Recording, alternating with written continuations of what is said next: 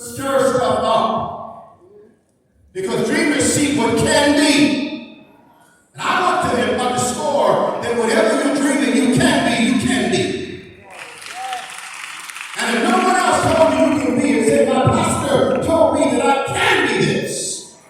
I can become an attorney. I can go to medical school. I can finish. I can become an engineer. I can become a pastor. I can be an attorney. I can do this.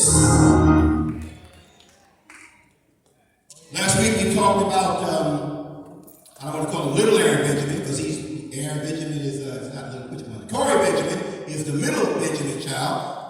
He just graduated medical school. Just got married last year, graduated medical school this year. I didn't know this. I knew that it took him a moment before he passed the test necessary for medical school, but someone told me to go on Facebook, and he put on his Facebook his testimony. And part of his testimony is the number of times he had to retake the test. I'm getting ready to drop something that's very important. How many times he had to retake the test? I forgot what that test is called. Whatever that, GMAT? Whatever you're going to say that here. In that, yeah, that. So I said to Corey, a week ago, he was coming down this aisle. I said, Corey, how many times did it take you? He said 8. Did he say 8? Most of us would have given up at 3, and most parents would have said by the second time, listen, I don't know if I'm going to pay for 3 or 4 times. Evidently, this is not supposed to happen in your life. You have to have parents that are going to continue to breathe the wind and breathe encouragement in your dream and let you know that you can do this. It took him 8 times. Most of us, even the strong, I must admit, I probably would have stopped at the 5th time. I would have said, this is not God's will for my life. I need to go somewhere and draw a picture, do something different, but this is not God's will. It took him 8 times. He went to medical school, finished medical school with good grades, and he's now in residency right now. I want to say somebody on the history that if you have a dream and you have somebody to get behind you and push your dream and be wind beneath your wings and tell you what you can do and not what you can't do, you'll be surprised what you will do. I said, don't be so bold at what people say you can't do. Remember what you can do so you can become what you will do and do it. 3. Purpose. The pit. From the pit, Joseph was put into prison. But everywhere Joseph went, God blessed him. In the pit, he didn't die. He was taken up from the pit, sold into slavery. Then he went into prison. In the prison, he was revealing people's dreams. Everywhere Joseph went, God, listen, because whoever you are, wherever you go, you've got to be there because that's who you are. So it pays to be the best person you can be. It pays to be a person of integrity. It pays to always read. It pays to make sure you pray. It pays to make sure you stay connected to God. Make sure you stay connected to the church. Make sure you stay connected to your parents. It pays. And everywhere Joseph went, he prospered. Say that with me. Everywhere Joseph went, he prospered. And everywhere I go, I will prosper. Everywhere I go, I'll be a blessing. I was born a blessing. I'm a blessing to my family, and I'm a blessing to the world. I know this.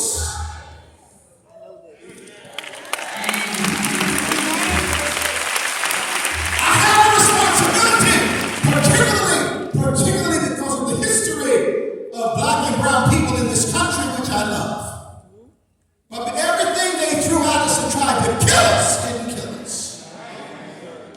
Millions of the slaves that were snatched from West Africa and carried into this country, there were millions that came to America, and there were also millions that jumped overboard and died at sea. So if you and I are in this building, what does that mean? We are the seed of the survivors that did not die. Let me just do this little deeper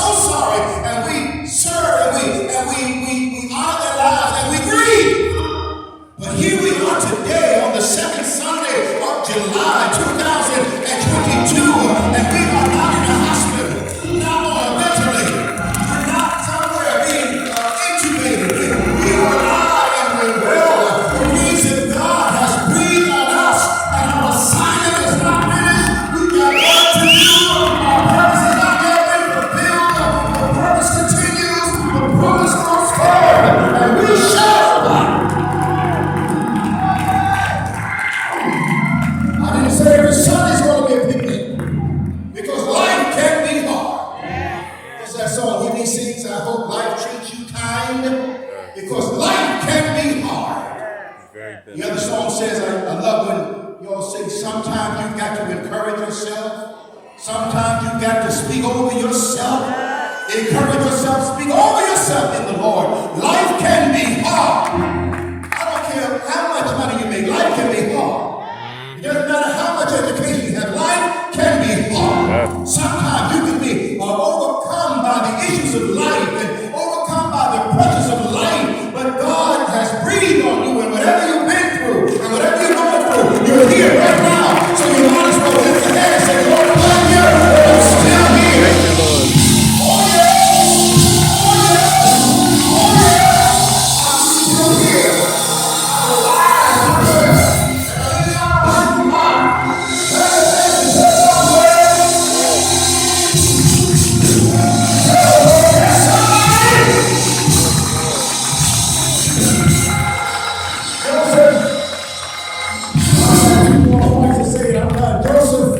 Joseph had purpose, and purpose kept pushing him. Purpose will keep pushing you. Did you hear me? Purpose will push you. Purpose will push you. It'll push you beyond the pit. It'll push you beyond insults. It'll push you beyond jealousy. It'll push you beyond traps. It'll push you beyond racism. It'll push you beyond the teacher that said what you could not do and what you could not become. You need to know that God's hand is on your life. Now, truth be told, you know, Larry, you learned, took yourself off too. It was burning hot, all that road was hot. But Larry is the Reverend Doctor. Larry, he's a pharmacist. And as a master educated Christian theology, he's a pharmacist. Michael just got her doctorate in ministry. Pastor Phyllis is on her way to get her doctorate in education. Yeah! That's not to say that education is the only thing that matters. It's just to know that Cathedral is one of those churches that has always pushed education. You're going somewhere. If it's not college, you're going to the Army. If it's not the Army, you're going to trade school. You want to go somewhere beyond high school because you were born to do something significant. That means cook, that means serve, that means fly, whatever that means, you want to do it. The other day, I had some very serious diagnostic tests done. Required hospitalization stay, and to see me walk a little slow, because I'm slow. And I said to my wife, because the procedure was a few hours, and I lay flat on my back for 4 hours, thank you. And Phyllis was there for the whole thing. And I said, as she helped me into the house, I said, I had messed up your whole day. I said, thank you so much for hanging with me. She said, honey, it's part of the contract.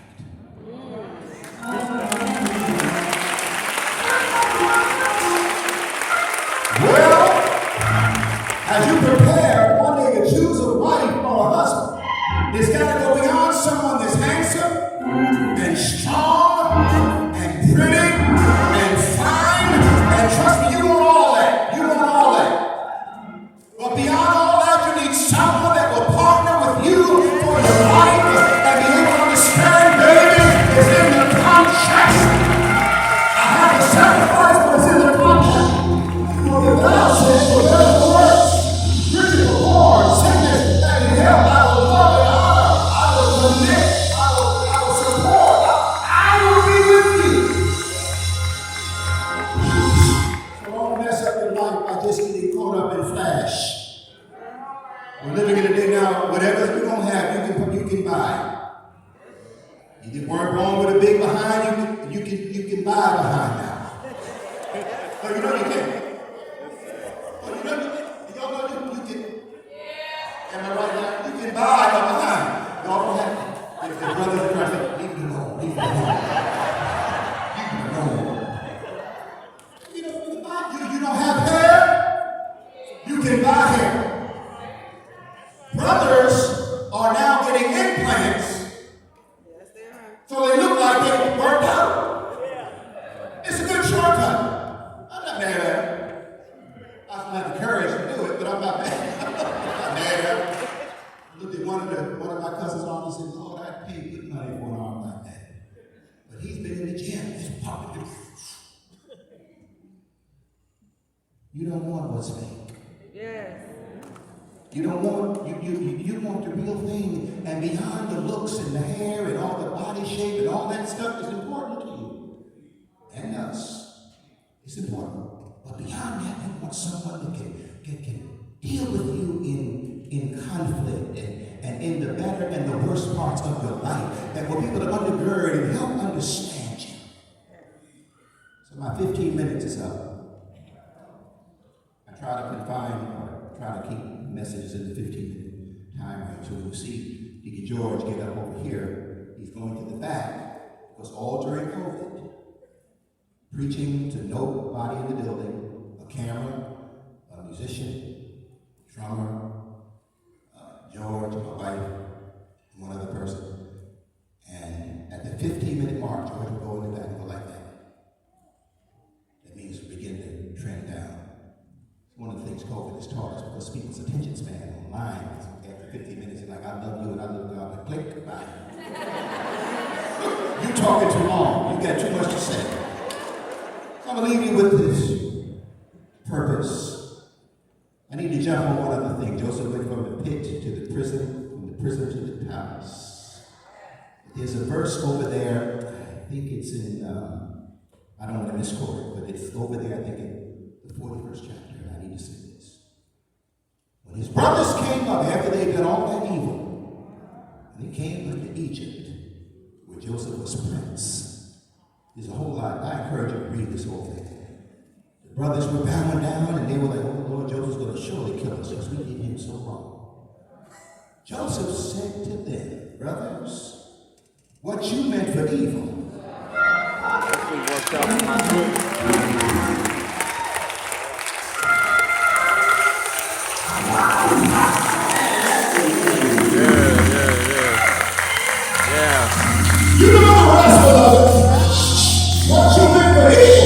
Actually worked out for my good. Yeah.